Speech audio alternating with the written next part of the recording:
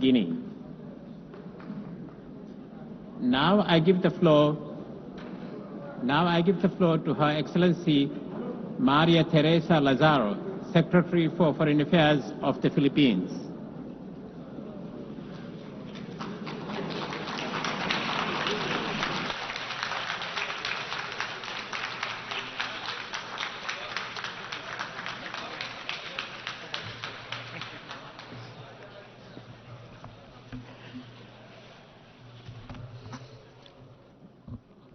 Mr. President, Excellencies, ladies and gentlemen, at the closing of the San Francisco Conference in 1945, Filipino General Carlos P. Romulo declared the UN Charter as an achievement for all humanity.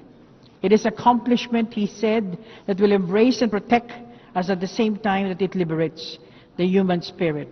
Our faith in the United Nations Charter endures as the international community celebrates the 80th anniversary of the United Nations. United in purpose, we, the 193 member states of the United Nations, are stewards of this office, of this edifice. It counts on our courage to be equal to the task it bestows on us. The United Nations was born in the rubble of war. We embark on a peace that works not only for the powers of that day, but also for all of humanity, for all time. We forge through the Charter a covenant of just and equitable peace. Yet today, we ponder on the triumphs of this shared journey amidst the jolting clamor for peace and humanity under the very circumstances for which the United Nations was conceived. We must end the suffering of millions who live in starvation and fear in Gaza. Ceasefires must hold. Humanitarian access must be restored without restrictions. Children, women, and innocent civilians must be saved from further violence. Healing must begin. The two-state solution is the only viable diplomatic solution for sustainable peace. We must end the conflict in Ukraine. A just peace is only possible with respect for Ukraine's sovereignty, independence, unity, and territorial integrity. We must double down to address humanitarian crises around the world, looking at their roots and investing in durable solutions. We must protect and assist displaced populations in Sudan, Syria, Afghanistan, the Democratic Republic of the Congo, the Sahel region, of the Rohingyas, and in many other parts of the world. This June, the Secretary General reported that over 40,000 cases of violations against children in armed conflict, the highest recorded in 30 years. This is unconscionable. We owe our children peace.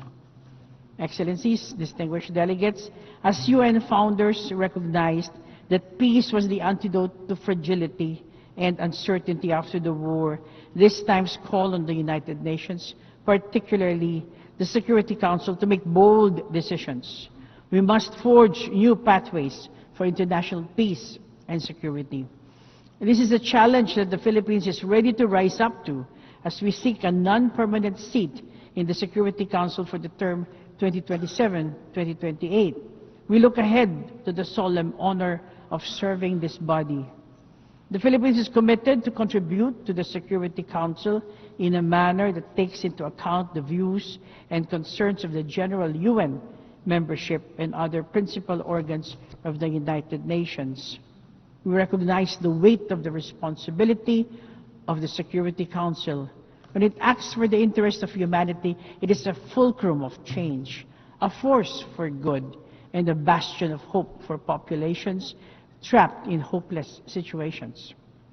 We seek to be part of it to help advance the cause of global peace with the depth of experience earned from our struggles for peace. In the Philippines, we know that beyond stopping hostilities, peace is a just order with individuals flourishing in dignity at its center. The success story of the Bangsamoro Autonomous Region in Muslim Mindanao, or BARM, tells us that peace building, though sometimes arduous and long, endows communities their rightful future. Our vision for global peace finds its home in the 1982 Manila Declaration on the Peaceful Settlement of Disputes. Excellencies, distinguished delegates, the UN Charter binds nations in promoting peace and progress in larger freedom. This drives our quest for global solutions to the transcendent challenges that affect nations. New models are needed to achieve equitable, sustainable, and inclusive development. For decades, the UN development system has aided transformation in many nations, including the Philippines. Amidst current funding shortfalls, we must support reforms to help it deliver value to UN member states in tight accord with national priorities, with less bureaucracy and fragmentation. It is regrettable that politics and the demands of war have cut development financing globally, just as we embark in the last mile of the SDG agenda. This has shifted the focus to the roles of developing and middle-income countries as shapers of development solutions. And why not?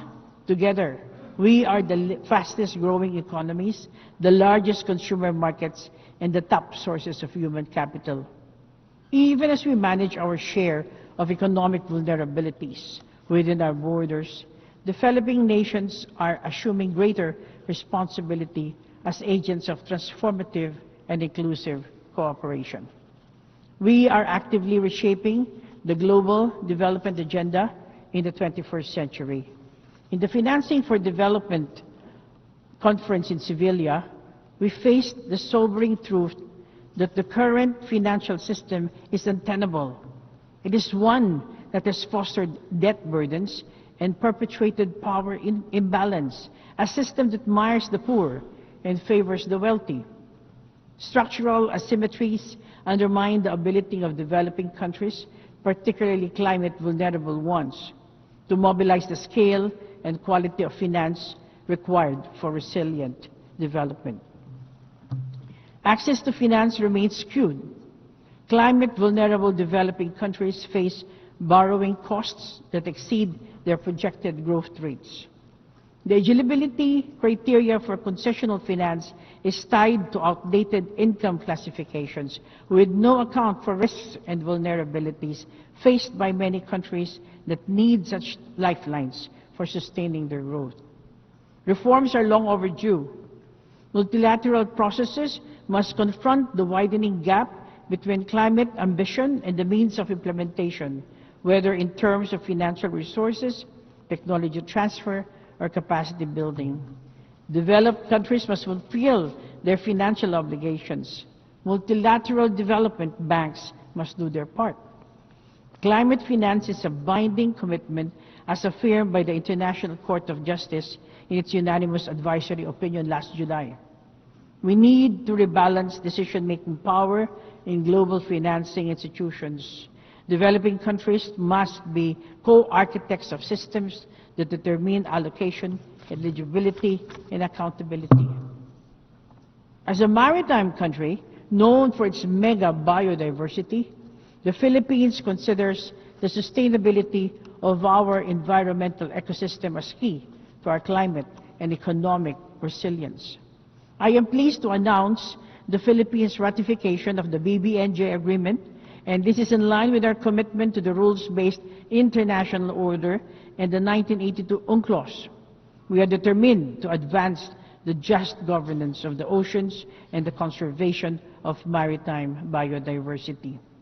In our reflection on evolving multilateralism to be more fit for purpose, we must consider progress in the way we account for our stewardship of resources. Our economic models must account for the health of our planet. We must measure our success in promoting development in larger freedom in our accountability to every nation and every person of the community. Societies thrive in diversity and inclusion. Ladies and gentlemen, we stand in the midst of a global revolution of people, of economies, and of technologies. Migration straddles these changes. The movement of people across borders sustains growth in countries of origin, transit, and destination alike. Every day, Filipino migrants across the world are a testament to this. They support health systems, advance education, and boost creative economies. The 1.9 million seafarers are the backbone of maritime trade that accounts for 90% of global commerce. The International Conference on Seafarers, Human Rights, Safety, and Well-being held in Manila early this month affirmed that states and stakeholders are ready to do more for them. As migrants link our nations, their rights and dignity should be a gathering point, not a fault line for governments. Technology is the other defining force of our age, a connector, an enabler, an equalizer. Artificial intelligence offers promise, but carries profound risks. We must help build digital societies that bridges development divides rather than widen them, conforming with safeguards against misuse. Over the last 80 years, the United Nations Charter has served as a wellspring of purpose and action for those who rise equal to the task of delivering its promise. There is no alternative to the United Nations. There is no good global order other than one based on international law and the principle of the sovereign equality of states. A rules-based order is indispensable. To maritime nations such as the Philippines, international law, particularly the 1982 Law of the Sea, is fundamental to our future. While our government vessels and fisher folk continue to be harassed in our own waters, and as we remain the receiving end of illegal, coercive, aggressive, and dangerous actions in the South China Sea, we abide by the UNCLOS as reinforced by the binding 2016 Arbitral Award on the South China Sea. We are committed to diplomacy and other peaceful means to settle disputes. At the birth of the UN, the Philippines actively helped in framing the foundational principle of the Universal Declaration of Human Rights, which states that all human beings are born free and equal in dignity and rights. The early decades of the UN saw the spirited engagement of Filipino diplomats against colonization and apartheid and economic inequality. We have steadfastly strived for justice. For its cause, we have helped manage the front lines of climate diplomacy, from the drafting of the Climate Change Convention itself to the Kyoto Protocol and the Paris Agreement. We have engaged with the fire of a nation familiar with the brunt of devastation, of disasters and extreme weather events. We know the urgency of global action. Justice and equity was our guidepost during the crafting of the WHO Pandemic Agreement. The adoption of this treaty last May was a sweet spot in the Philippines' presidency of the World Health Assembly. Our pledge to peace is unwavering. The Philippines was among the first to respond to the UN call for assistance in the Korean War. A decade later, Philippine troops flew halfway across the globe to aid in peacekeeping operations in the Congo. Since then, we have sent nearly 15,000 troops to 21 peacekeeping missions in Africa, Middle East, and the Asia Pacific. This experience has taught us that peacekeeping is about empowering communities. It must carve exit strategies with focused, non-politicized mandates from the Security Council. New models must be tailored to context and needs on the ground. Then as now, we embrace our role as a bridge builder. As General Carlos P. Romulo put it in 1946, a bridge between two worlds, among the first of many that must be erected to make them one. Then as now, we offer steady hands in New York, Geneva, Vienna, Bangkok, Nairobi, Rome, and the cradles of joint action as a partner, pathfinder, and peacemaker. Excellencies, distinguished delegates, our world is far different from the world inhabited by the founders of the UN. Our new realities test the durability of the Charter at its 80th year. The measure of credibility for the UN is whether it can hold its sovereign promise in today's world, where nations shape the future on equal terms. As I conclude, I recall again General Romulo's words at the first UN General Assembly in 1946 that the Filipino stake in the United Nations is one of an identical destiny, of shared anxiety, of hope and endeavor. The journey of the entire family of the United Nations has been one of hope and endeavor. In the strength of our diversity, the UN is the common vessel steering humanity through the onslaught of challenge and change. We count on each other for the courage to hope and courage to act. Let us persevere in purpose, in action, as the United Nations, so we can claim before those who came before us and those coming after that we have risen to the challenges of our time and have far exceeded our calling. Thank you and mabuhay.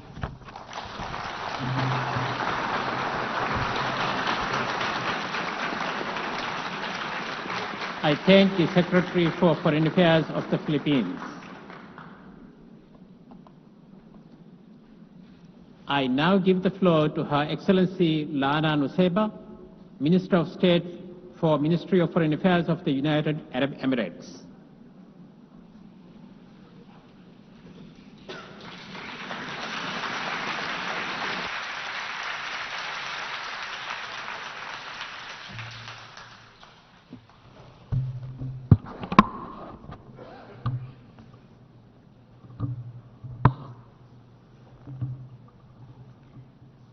السيد الرئيس. Mr. President, when the world stood amidst the ruins of war 80 years ago, it faced a watershed moment, one that required a transition to a new order, with the previous international systems having failed to maintain international peace and security. The world was faced with a choice.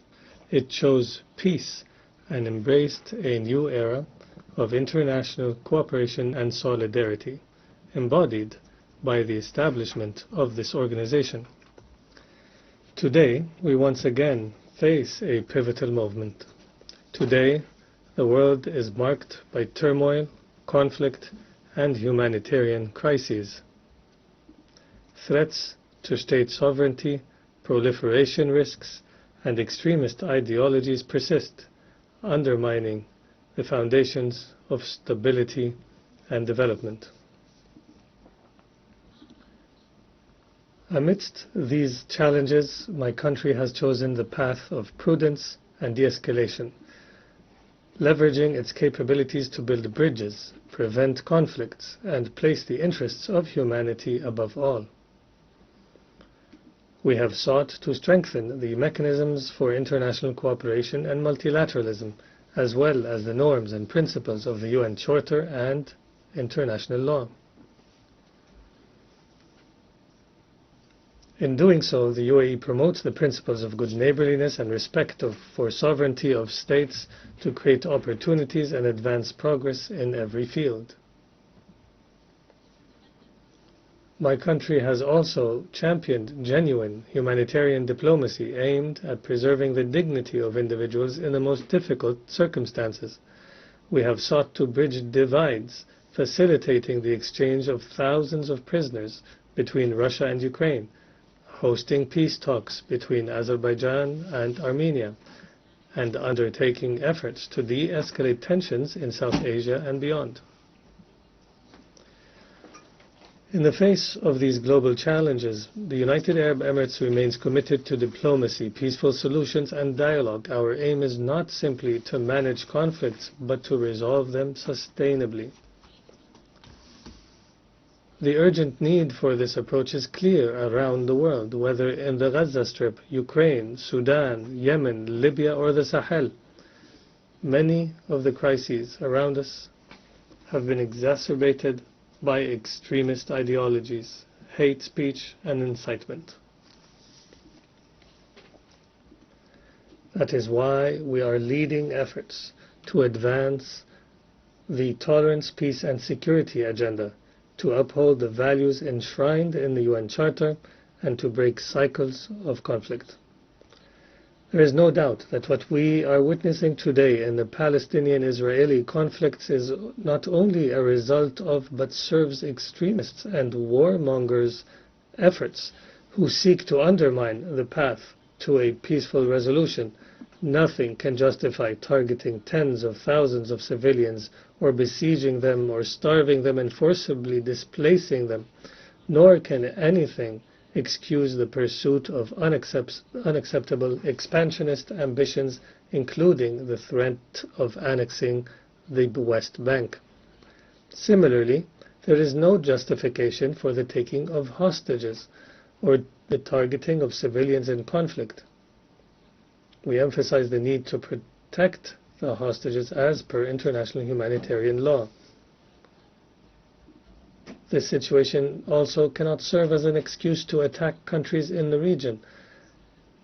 Israel's treacherous and reprehensible attack against the state of Qatar constituted a flagrant violation of its territorial integrity and of the security of the Arabian Gulf region, as well as a breach of the most fundamental principles of international law.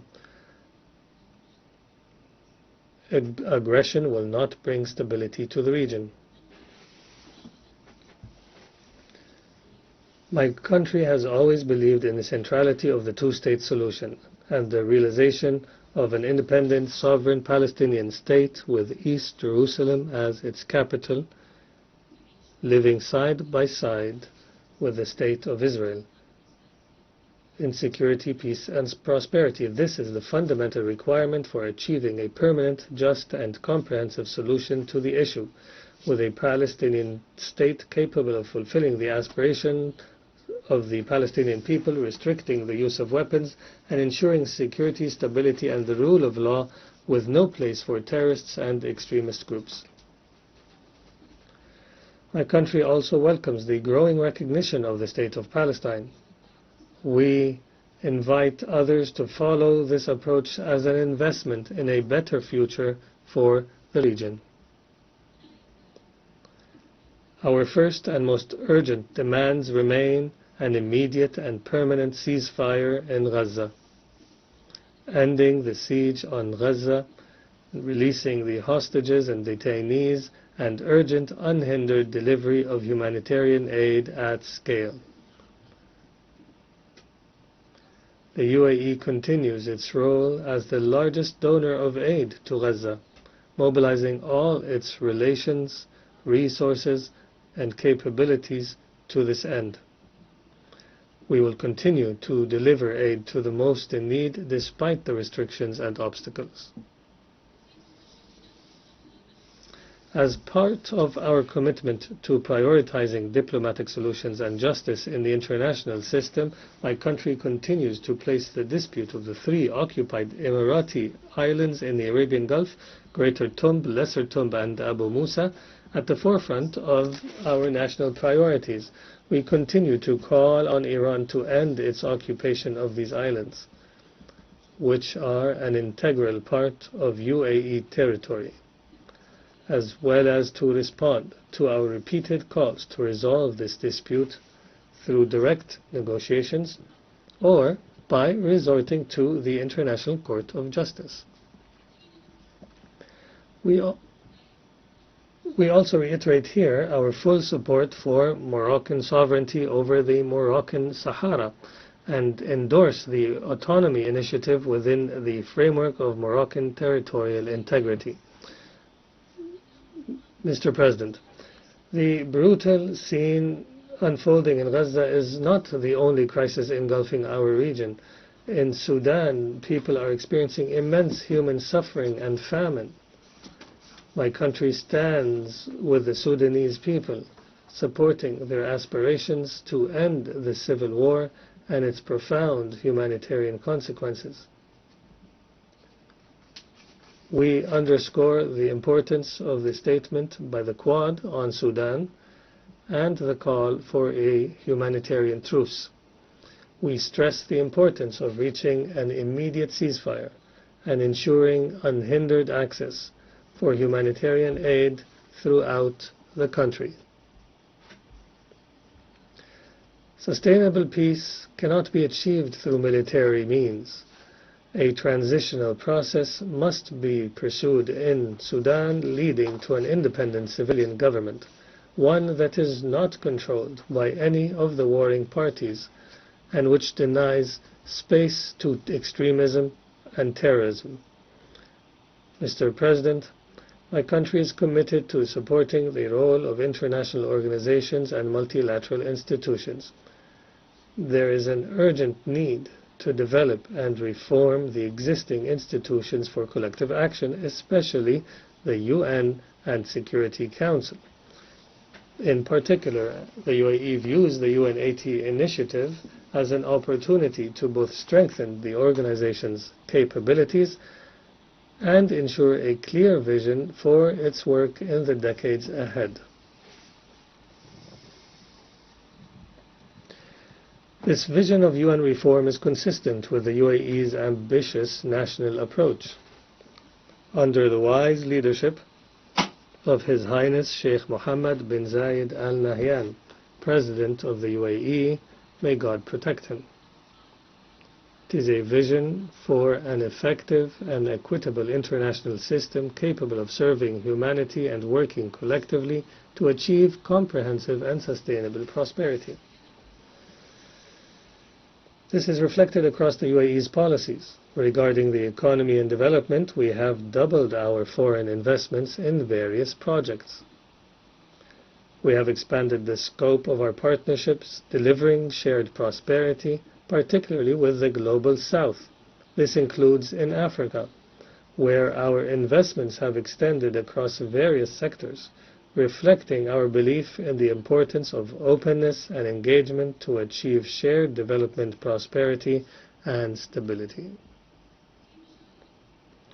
In the fields of science, technology, and artificial intelligence, my country has sought to harness these tools to advance sustainable development around the world.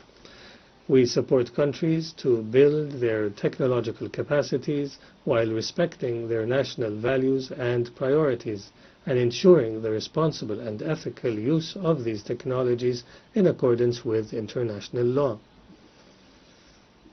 As for our ongoing efforts to protect the planet, the UAE is accelerating its investments in international climate action, supporting innovative solutions to achieve an orderly and responsible transition and to promote clean energy.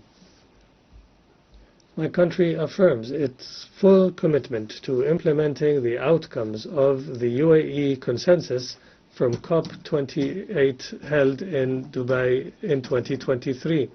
My country is also investing heavily in addressing the challenges of water scarcity, including through the Mohammed bin Zayed Water Initiative, which supports the development and application of pioneering technology to promote sustainable access to this important resource. And as we prepare to host the UN Water Conference next year with the Republic of Senegal, we will seek to strengthen international cooperation on this issue and stimulate investment in innovation. And in all our projects and initiatives, we seek to promote the full, equal and meaningful participation of women as essential partners in society. In conclusion, Mr. President, at a time when our international institutions are weakened and the principles of international law are undermined, we must live up to our shared responsibility to ensure the continuity of our international system, to restore its credibility, and to secure a better future for generations to come. Thank you, Mr. President.